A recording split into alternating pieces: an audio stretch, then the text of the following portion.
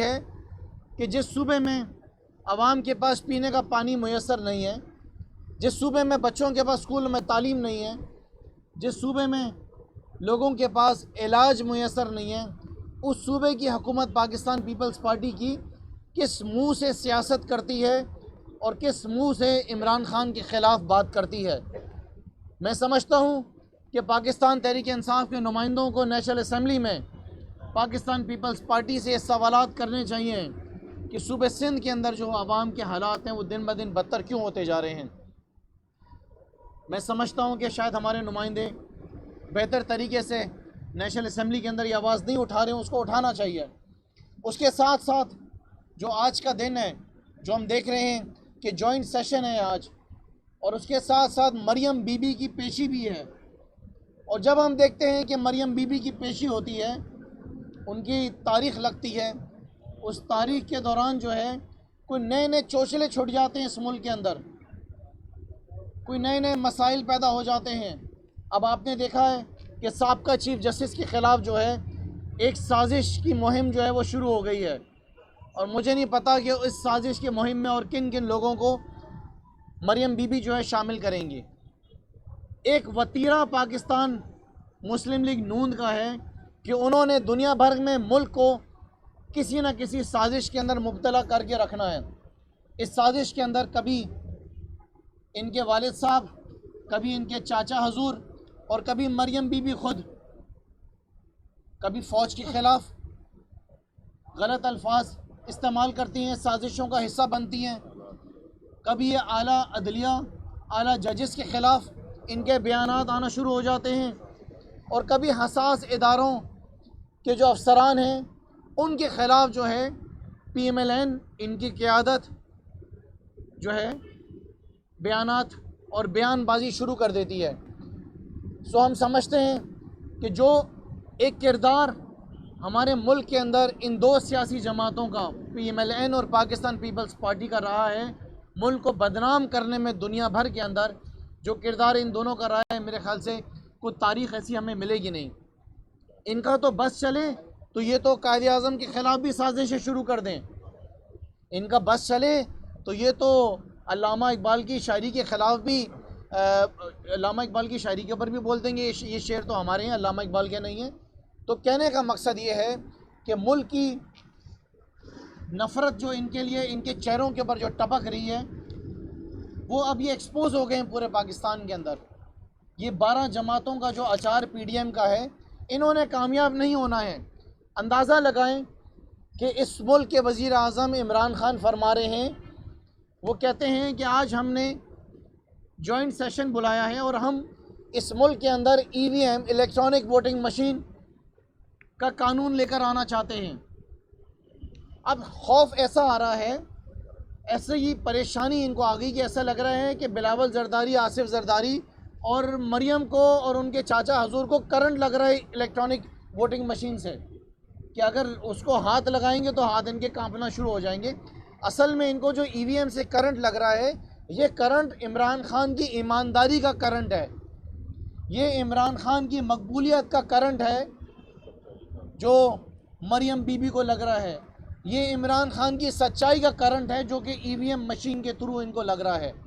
ये 2 नंबर सियासी जमातें, ये दोनों 2 नंबर सियासी जमातें हमेशा से इक़्तिदार के अंदर जो हैं 2 नंबर रास्तों से आई हैं। दिहाइयों का हिसाब ये दे नहीं रहे हैं हमें, और हमसे आकर ये हिसाब ले रहे हैं पिछले 1.5 साल का। 1.5 साल में इस वजह से कहता हूँ कि हमारा साल तो गुजर गया कोविड के अंदर, और ये हिसाब किताब हमसे लेने के लिए आ रहे हैं। 6 बारियां दोनों सियासी जमातों ने ली हैं। PMLN ने भी 6 बारियां ली हैं, शायद पीपल्स पार्टी ने भी 6 बारियां ली होंगी। मेरा सवाल ये है कि आज तक इन्होंने 6 बारियां लेकर इस मुल्क में साफ़ व शफाफ इलेक्शन कराने के लिए कोई कोशिश नहीं करी, कोई निज़ाम ऐसा कायम नहीं करा। इनको सूट करता है ठप्पों वाला निज़ाम, ठप्पे लगाओ, अमले को इलेक्शन के ख़रीदो, लड़ाई झगड़ा कराओ, वोट को ख़राब कर दो। ये 2 नंबर वो रास्ते हैं जिसमें ये दोनों सियासी जमातें इलेक्शन लड़कर जीती रही हैं। वज़ीर आज़म इमरान खान को कोई खौफ नहीं है, जिस दिन चाहेंगे इन असम्बलियों को उड़ा देंगे और नया इलेक्शन भी कॉल कर लेंगे। और मैं आपको शर्त से कहता हूँ कि और ज़्यादा बड़ी अक्सरियत से आएंगे। आज अगर वज़ीर आज़म Imran Khan electronic voting machine चाहते हैं तो उसकी वजह यह है कि जो जीते उसको मुबारकबाद दी जाए और जो हारे वो हार को कबूल करे, वो ये ना कहे कि धांधली हुई है। सो मैं कौम को ये बताना चाहता हूँ कि ये चोर चकारे इसी तरीके से चलते रहेंगे, इस मुल्क के अंदर बेहतरी की तरफ आपको नहीं जाने देंगे। दूसरी चीज़ मैं आपको बताना चाहूँ कि एक और बहुत अहम जो आज का बिल है, वो बिल ये है कि जो समंदर पार पाकिस्तानी हैं, जो आपके मुल्क को चला रहे हैं, जो आपके मुल्क में अरबों रुपए सालाना डॉलर्स भेजते हैं, आपकी मईशत की रीढ़ की हड्डी हैं, आपकी मईशत की बेहतरी के लिए यहाँ पे इन्वेस्टमेंट्स कर रहे हैं। आज समंदर पार पाकिस्तानियों की इन दोनों 2 नंबर सियासी जमातों के सामने कोई हैसियत नहीं है। वो ये कहते हैं कि हम नहीं चाहते कि समंदर पार पाकिस्तानी जो है वो अपना वोट कास्ट करे, क्योंकि वो जानते हैं कि समंदर पार पाकिस्तानी भी ये बहुत अच्छी तरह समझते हैं कि अगर पाकिस्तान में कोई अगर ईमानदार सियासतदान है, कोई दयानतदार है, अगर कोई सर्टिफाइड ईमानदार है तो सिर्फ इमरान ख़ान है, और वो सारे समंदर पार पाकिस्तानियों के जो वोट हैं वो वोट यहाँ पर डलने हैं। सो समंदर पार पाकिस्तानी आज की तारीख़ याद रखें, 17 नवंबर। इस तारीख़ को समंदर पार पाकिस्तानी में आपको कहना चाहूँगा, इस तारीख़ को कभी ना भूलना। ये वो तारीख़ है जिस तारीख़ को आपके ख़िलाफ़ पाकिस्तान की जो 2 सियासी जमातें, बल्कि तीसरी मौलाना फजल रहमान एंड ग्रुप में कहता हूँ कि वो आज आपके ख़िलाफ़ वोट डालेंगे। इनके साथ आपने कभी नहीं खड़ा होना, ये इनका असल चेहरा जो आपके सामने आ गए। मुझे इस बात के ऊपर बहुत अच्छी तरह यकीन है कि पाकिस्तान हर मुश्किलात से जिस तरह पहले भी बाहर निकला है, इस दफ़ा फिर वापस निकलेगा। ये जो लोग हैं, ये जो 12 सियासी 13 सियासी जमातों का जो PDM है, ये वो सियासी जमातें हैं जिनको हम देखते रहे कि एक दूसरे के ख़िलाफ़ ये बयान देते रहे हैं। आज से कुछ महीनों पहले आसिफ अली जरदारी ने फरमाया कि नवाज़ शरीफ तुम कौमी चोर हो, तुम हारियों के चोर हो, और अगर हमने तुम्हें माफ़ कर दिया तो अल्लाह भी तुम्हें माफ़ नहीं करेगा। ये आसिफ अली जरदारी कह रहे हैं नवाज़ शरीफ के लिए। और कुछ सालों पहले शहबाज शरीफ फरमा रहे थे कि आसिफ अली जरदारी, मैं तुम्हारा पेट फाड़ कर कौम का लूटा हुआ पैसा निकालूंगा और तुम्हें लाहौर और लड़काना की सड़कों पे घसीटूंगा। पाकिस्तान की आवाम, आप समझते हैं कि ये सब बातें भूल गई हैं? आप ही ने तो अपने आप को एक्सपोज किया है, एक दूसरे को एक्सपोज किया है। जितना एक्सपोज PMLN ने और पीपल्स पार्टी ने एक दूसरे के ख़िलाफ़ एक दूसरे को एक्सपोज किया है, इतना तो शायद पाकिस्तान तहरीक इंसाफ नहीं किया है। ये साजिशों के साथी हैं, इन्होंने साजिशें भी की हैं एक दूसरे के ख़िलाफ़, जिसकी वजह से इन्होंने मुल्क को नुकसान पहुंचाया है। नैब में जो आज केसेस चल रहे हैं वो ज़्यादातर वही सारे केसेस हैं जो कि आसिफ अली जरदारी ने नवाज़ शरीफ पे और नवाज़ शरीफ ने आसिफ अली जरदारी पे किए हैं। अल्हम्दुलिल्लाह मेरा लीडर मुल्क की खिदमत कर रहा है। अल्हम्दुलिल्लाह वज़ीर आज़म इमरान ख़ान ने इस कोविड के मुसीबत से पाकिस्तान को बाहर निकाला। अल्हम्दुलिल्लाह आज पाकिस्तान की मईशत बेहतर मईशत चल रही है। आज पाकिस्तान की मईशत के बारे में पूरी दुनिया में बात की जा रही है। आज वज़ीर आज़म इमरान ख़ान की तारीफ़ पूरी दुनिया में की जा रही है कि किस तरीके से कोविड से वज़ीर आज़म इमरान ख़ान ने पाकिस्तान को बाहर निकाला। जो आपका अब आने वाले महीनों के अंदर जो आपकी बम्पर क्रॉप आ रही है वो भी याद रखें, वो भी आपके सामने रहेगी। और ये जो महंगाई का तमाशा है ये भी ख़त्म होगा। अगर आज सूबे सिंध के अंदर आटा महंगा है तो उसका ज़िम्मेदार आसिफ अली जरदारी है। अगर आज सूबे सिंध के अंदर चीनी महंगी है तो उसका ज़िम्मेदार आसिफ अली जरदारी है। आप मुझे बताएं कि पंजाब में रोटी सस्ती क्यों है और सिंध में रोटी महंगी क्यों है? आप मुझे बताएं कि पंजाब में चीनी सस्ती क्यों है, KP में क्यों सस्ती है और सिंध में क्यों महंगी है? क्या आप इस बात को जानते हैं कि पाकिस्तान की तारीख़ में पहली दफ़ा पेट्रोल के ऊपर से सेल टैक्स को हटा दिया गया है? क्या आज से पहले कभी हुआ था? क्या पीपल्स पार्टी की हुकूमत में टैक्स हटाया गया था? क्या PMLN की हुकूमत में टैक्स को हटाया गया था? आज एक दफ़ा फिर इनको मुंह की खानी पड़ेगी।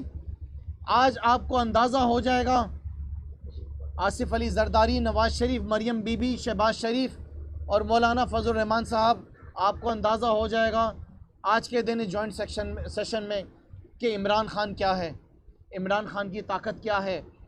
आज इमरान ख़ान के साथ वो तमाम इदारे खड़े हुए हैं जो मुल्क की बेहतरी चाहते हैं। हर इदारा मुल्क आज इमरान ख़ान के साथ खड़ा हुआ है और ये तारीख़ में पहली दफ़ा हुआ है। उसकी वजह सिर्फ एक वजह है कि इमरान खान ईमानदार है और किसी इदारे के पास और कोई चॉइस भी नहीं है सवाए इमरान खान के। इंशाअल्लाह ताला पाकिस्तान आगे बढ़ेगा, इंशाअल्लाह पाकिस्तान आगे कामयाबी करेगा, कामयाबी की तरफ बढ़ता जाएगा, मईशत बेहतर होती जाएगी। और आखिर के अंदर मैं सिर्फ एक बात कहना चाहूँगा इन दोनों सियासी जमातों के लिए कि याद रखें कि जो हमारा एजेंडा था, जिस एजेंडा की बुनियाद के ऊपर पाकिस्तान तहरीक इंसाफ इलेक्शन में कामयाब होकर आई है, उसमें 3 चीज़ें सबसे ज़्यादा अहम थी कि जिन लोगों ने पाकिस्तान में करप्शन की है उनको हमने एक्सपोज करना है, उनको सज़ाएं देनी है, हमें अपनी अदालतों पे पूरा यकीन है उसके अंदर हम कामयाब होंगे। और उसके साथ साथ इस मुल्क के अंदर हमने साफ़ व शफाफ इलेक्शन का निज़ाम, फ्री एंड फेयर इलेक्शन का निज़ाम हमने लेकर आना है, जिसके अंदर हम पूरा यकीन रखते हैं कि हम कामयाब होंगे। इनको जितनी साजिशें करनी है करते रहें, इमरान खान के जो मकसद हैं, जो टारगेट सेट किए हुए हैं उसको हम पूरा करेंगे। मैं आखिर के अंदर खराज तहसीन पेश करता हूँ आज अपने इत्तेहादियों को कि उन्होंने आज ये साबित किया कि वो पाकिस्तान के साथ हैं। उन्होंने साबित किया कि आज वो उन 2 नंबर सियासी जमातों के साथ नहीं हैं, इमरान खान के साथ हैं, क्योंकि इमरान खान पाकिस्तान की बेहतरी चाहते हैं। शुक्रिया। ये बता दें कि कराची के शहरियों के साथ सिंध हुकूमत ने तो 2-2 हाथ कर दिए हैं, अब तक पानी जो है वो नहीं प्रोवाइड किया जा सका। आप लोगों ने भी वादे किए थे, तो आप लोगों ने 3-4 साल में क्या दिया? जी अल्हम्दुलिल्लाह आपने फरमाया, मैं आ जाता हूँ। अल्हम्दुलिल्लाह आपने फरमाया कि पाकिस्तान तहरीक इंसाफ ने कराची को क्या दिया। पाकिस्तान तहरीक इंसाफ ने कराची को ग्रीन लाइन दी, जिसकी इनाग्रेशन वज़ीर आज़म साहब दिसंबर के महीने में पहले हफ्ते के अंदर कर रहे हैं। ये ज़िम्मेदारी पाकिस्तान पीपल्स पार्टी की सिंध हुकूमत की थी, लेकिन ये नालायक नहीं कर सके। पाकिस्तान तहरीक इंसाफ ने KCR का प्रोजेक्ट दिया कराची को, जो ज़िम्मेदारी बिलावल की थी, लेकिन बिलावल नहीं कर सके। पाकिस्तान तहरीक इंसाफ ने कराची शहर को K4 का मंसूबा दिया है, जो ज़िम्मेदारी आसिफ अली जरदारी की थी, वो नहीं दे सका। आज यहाँ पे फ्रेट कॉरिडोर के ऊपर काम हो रहा है। पाकिस्तान तहरीक इंसाफ ने कराची को मईशत दी है, वो तरक्याती काम दिए हैं, वो सारे प्रोजेक्ट्स दिए हैं जो कि हमारी ज़िम्मेदारी नहीं थी। परसों जब कोऑपरेटिव मार्केट में आग लगी है तो वहाँ पे जो 12 फायर ब्रिगेड्स खड़ी हुई थी, उसमें से 11 वो थी जिनके ऊपर लिखा हुआ था gift from prime minister of Pakistan for Karachiites. वो वज़ीर आज़म की दी हुई फायर ब्रिगेड खड़ी हुई थी जो आग बुझा रही थी। KMC की फायर ब्रिगेड वहाँ पर नहीं खड़ी हुई थी। लिहाजा पाकिस्तान आगे बढ़ेगा, वज़ीर आज़म इमरान खान की क़यादत में बढ़ेगा। कराची के लोग एक दफ़ा फिर आप देखेंगे कि आने वाले बल्दियाती इलेक्शंस में पाकिस्तान तहरीक इंसाफ के साथ खड़े होंगे। या आखिर में मैं आपको एक बात और बताना चाहूँगा कि पिछले 1 साल में 9 अरब 90 करोड़ रुपए कराची की अंदरूनी गलियों के अंदर खर्च किए गए हैं। जितनी भी इंटरनल स्ट्रीट्स आपकी बनी हैं वो तहरीक इंसाफ के MNAs MPs ने कराची में बनाई हैं। जितनी भी सीवेज लाइन्स और पानी की लाइन डली है वो हमारे MPs ने और MNAs ने डाली हैं। कराची के अंदर पिछले 3 साल के अंदर जितने पार्क्स, जितने स्पोर्ट्स ग्राउंड बने हैं, वो सब वज़ीर आज़म इमरान खान की दी हुई डेवलपमेंट स्कीम्स SDG गोल्स के तहत बनी हैं। ये बिलावल ने नहीं करा कुछ। बिलावल का काम सिर्फ रोना है। बिलावल रोता रहेगा, इमरान खान आगे निकलता रहेगा। साहब, आपने ये जो बात की वज़ीर आज़म की कि इतना बड़ा कराची को दी है, मुझे भी 30 साल हो गए हैं कराची में सहाफ़त कर रहा हूँ और लोकल बॉडीज़ की कर रहा हूँ। कराची के जितने मंसूबे हैं आप ले लें, क्लिफ्टन में पार्क का इफ्तिताह किया, वो भी मुशर्रफ का था, रेलवे का किया, शौकत तरीन का था। तो जितने भी मंसूबे, green bus service Nawaz Sharif की है, आप समंदरी, आपने ऐलान किया था समंदर के पानी को मीठा करेंगे। आप बुनियादी तौर पे वफाक की बात कर रहे हैं, यहाँ आप पानी के मसले पर आए हैं और आप जो है कराची के लिए कुछ नहीं कर सके। कराची के लोग गलियाँ आज भी पड़ी हुई हैं, मैं रिहायशी हूँ। आपका MNA तोड़ फोड़ करके चला गया, हम घरों से नहीं निकल सक रहे हैं, आप कह रहे हैं गलियाँ बनाई हैं। आप क्या चाहते थे कि जो पिछली हुकूमत ने जो स्कीम्स अनाउंस की थी उसको बंद कर देते, आवाम का नुकसान कर देते? आप बताएं क्या करते? देखिए जनाब, बड़े फ़ख्र से खड़ा हुआ यहाँ पे और 2 टोक कह रहा हूँ कि इंशाअल्लाह ताला इससे बड़ी तादाद के अंदर कराची के अंदर तहरीक इंसाफ अपनी सीटें निकालेगी। आने वाले बल्दियाती इलेक्शंस के अंदर पाकिस्तान तहरीक इंसाफ कराची के अंदर अपना मेयर लेकर आएगी। आपने 30 साल सहाफ़त की है, मैंने सिर्फ 8 साल सियासत करी है, लेकिन 8 साल सियासत हमने ईमानदारी के साथ करी है। कोई एक शख्स खड़े होकर हमारे पर उंगली नहीं उठा सकता है कि इस कौम का, इस ज़मीन का हमने 4 आने भी अपने जेब में डाला हो। हमने गलतियाँ ज़रूर की होंगी, इंसान है, फ़रिश्ते नहीं हैं, गलतियाँ होती हैं, लेकिन कोशिश यही की है कि आवाम की खिदमत करें, आवाम के लिए काम करें। आज आपके सामने एमडी ऑफिस के अंदर एमडी साहब मुझे फरमा रहे थे कि आप यहाँ पे मेरे दफ्तर को सिंध हुकूमत के ख़िलाफ़ बयान देने के लिए इस्तेमाल नहीं करें। क्यों नहीं करूँगा मैं इस्तेमाल? में बिल्कुल करूँगा। ये मेरी कौम का पैसा है, ये दफ्तर मेरी कौम का है, यहाँ पे लगा हुआ है एक एक रुपया टैक्स पेयर्स का है। अगर सिंध हुकूमत काम नहीं करेगी बिलावल जरदारी आपकी, तो आपके ख़िलाफ़ तनकीद होगी। हम तनकीद करेंगे आपके ख़िलाफ़, आपको आपका असल चेहरा हम दिखाएंगे।